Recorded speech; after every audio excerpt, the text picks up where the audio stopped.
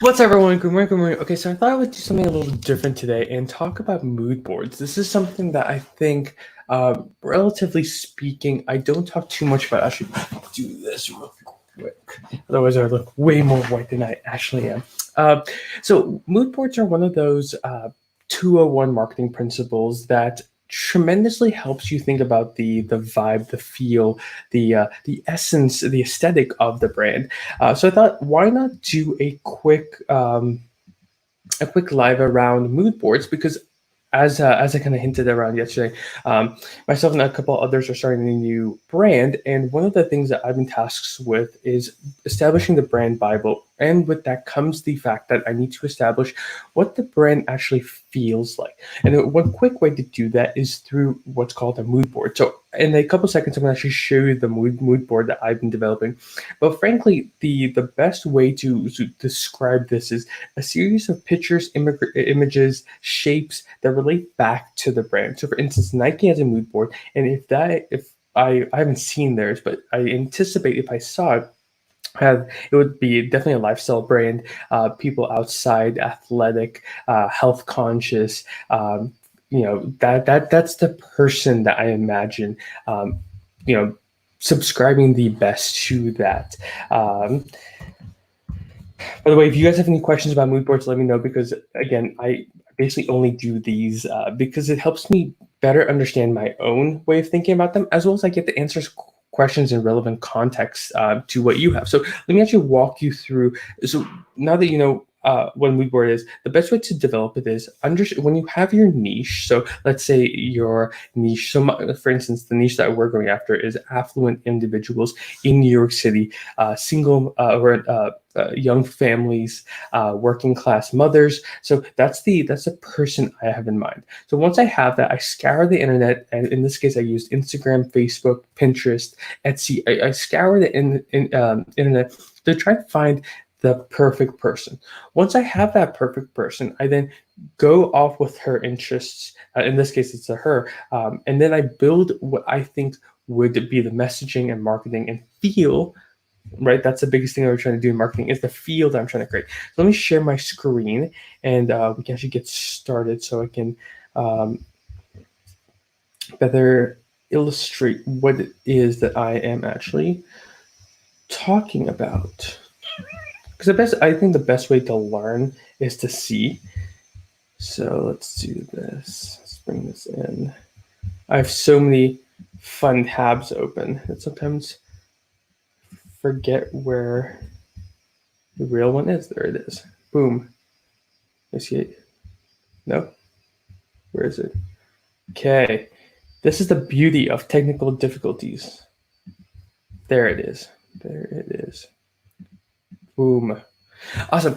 So what I'm going to do as I go through this mood board, and this is going to be a little bit interesting as I jump between screen and screen, but basically we're going to go through each image. I'm going to tell you why I selected that one, why it's in here, and what's the purpose of, or what's going to be, what do I anticipate being the inspiration behind this? So if you have any questions, let me actually open up a different browser altogether so I can see questions, because it's going to be a little bit of a hassle to jump through these. But I think definitely going through and explaining all of them. Okay, that's not going to work. Anyway, we're just going to have to jump. That's the truth. We're just going to have to jump between them. So anyway, so we'll start at the top right. So actually, let me find the most significant one, which is there's probably two. It's probably this image right here, and then this image right here. So the character that the persona that I'm developing is a mother of a new young family. This individual is between the ages of 25 and about 33. So first time marriage, first child. They have a job of some sort. Usually, since it's in New York, it's going to be a little bit more media tech face. So that's the individual here. So I have a young single mom with, or not young single, a young mom with a single, or young mom with a new child, a working class mother. Let me see what else would be really prevalent right now. So those are probably the two big ones. So once you kind of have these specific ones laid out, then you can actually move into oh, wrong one. Then you can actually move into what makes this person this person. What's the lifestyle? What are the activities, the hobbies, the interests that this individual has? So right after that, I found this one. So more research, I found out that that person was into a past athlete. So, but she doesn't like to give that up. But she likes group activities. So found that yoga, cycling, those are the two big the activities, physical activities that she likes to do. She also likes to go hiking. She likes to be outdoors. That led into this image right here, which is a tent. So the reason I brought this one is this individual, as I studied them, is into the glamping lifestyle. So more less rough and tough, like actually setting up a tent and whatnot, but having accommodations, having lights in there, probably out, the bathrooms, all that. We see the chair out here. So very, it is, they do like the outdoors, but the more I dug into this person, the more I understood that, yeah, she likes being outdoors, but she likes to be in style in the outdoors. That led me to travel. So this image right here is Polaroids because this individual does like the Polaroids. And I have a map right here. They love to travel. That was a big one for this person. As they like to travel, they like to share things. So here I have individual actually taking pictures of what she's eating right now. The reason this is so important is this individual is a is hyper connected. She loves social media. She's posting on there regularly. She's an active user, and that is actually why I have the other images in here to represent the fact that she's on social media right here. But this is important because the main marketing that I'm going to have to do is going to be influencer marketing because these people are so highly connected and they have such a good influence over the people that they follow slash that follow them. I knew I had to make the product aesthetic and easily shareable for them because again they like sharing these things with the people that they love, right? So again, went into social media. So these two images right here represent that they love sharing social media on social media actively. But then after I found that I saw these two images because the one characteristic that I think that separates this mood board from many others is the fact that by and large, the individual who subscribes to this niche that I have actually has a dog Instagram, dog Pinterest. They love sharing their dogs. So I think that was a major characteristic for me that identifies my niche over other people's niches or other wider populations in general. Was the fact that this individual does have a dog Instagram, and that's a characteristic I'm going to definitely be watching for when I identify influencers, when I do ads, when I target ads. So these two images. So number one, they love sharing their dog. They love having a dog, but they also have a dog Instagram, which I thought was amazing. What also they like to do is they love to actually be with their friends, right? They like spending time. They make it a priority to spend time with their friends, even though they're in a new marriage, have a baby. They make time to actually spend time with their friends. And that actually led me to this one too. They're very social. They love going out, whether it's for happy hour or drinks at night.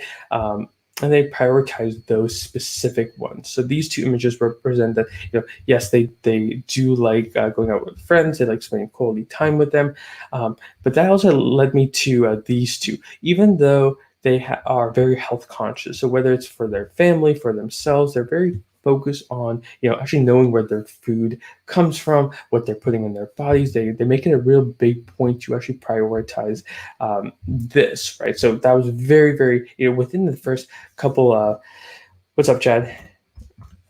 Within the first couple minutes slash hours of researching this niche, I found this out instantly.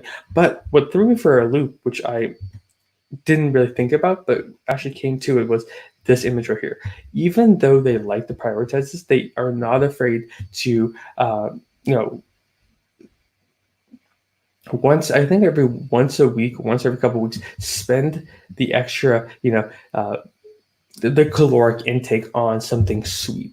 So that was apparent. They love sweets, even though they are subscribed to a healthy lifestyle. They are not afraid to treat themselves, which actually then led to this image and this image right here. They actually do spend a little bit of time, quality time with themselves, and they do prioritize, stress management, taking care of themselves, making sure that they put themselves, not before anyone else, but taking care of themselves in general is a priority to this niche, which I think is important for everyone.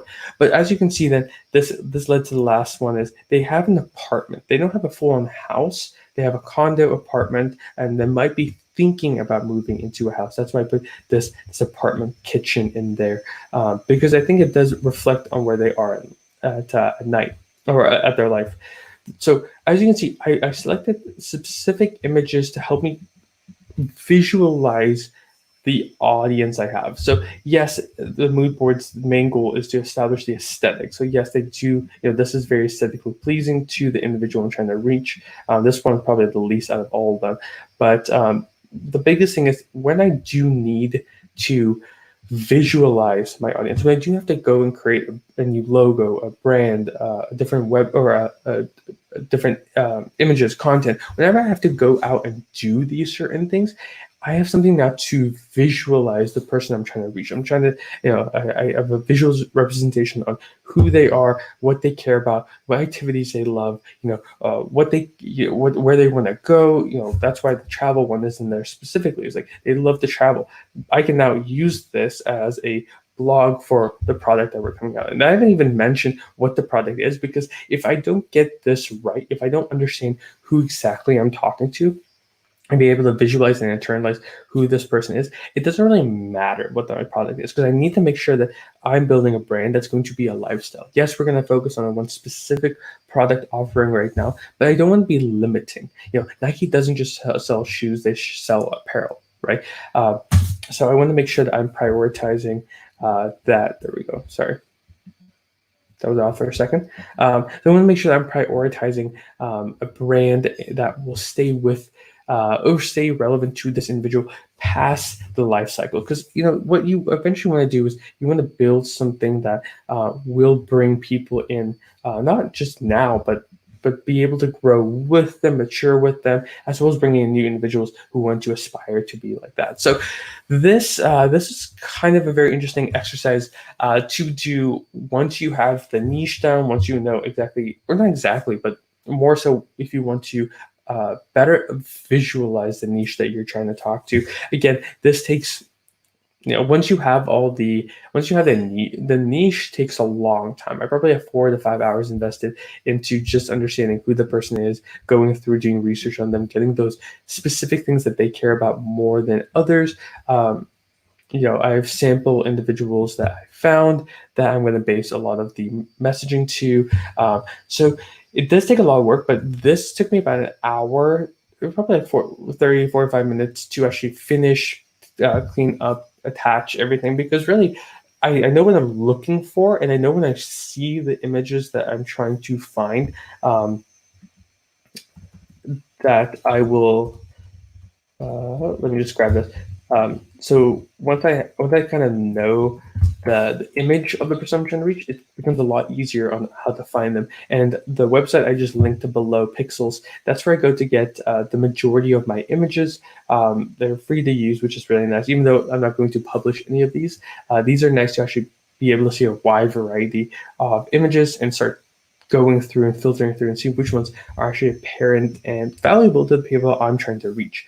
So that's where we're going to end it today. Like I said, mood boards are fantastic if you're actually trying to just get a better understanding on who you're trying to market to and the aesthetic that goes with that. So guys, that's where we're going to end it today. If you have any questions, make sure to throw them in here. If you're watching later, throw them in here. I do read all the comments, and I do try and respond to every single one of them, because I do think it's that's where the best learning comes from, is when you're actually able to see where you want to go. So this is a great example on how to do that. Like I said, it doesn't cost you anything but some time, and it exponentially makes the whole marketing process so much easier. I cannot emphasize how easy it is actually once you finish creating a mood board. So if you don't know what I'm talking about, I'm going to end the video here. You can go back and watch it. Questions, throw them in here. I'm here to help as much as I can. But that's where we're going to leave you guys at. Awesome. Bye, guys.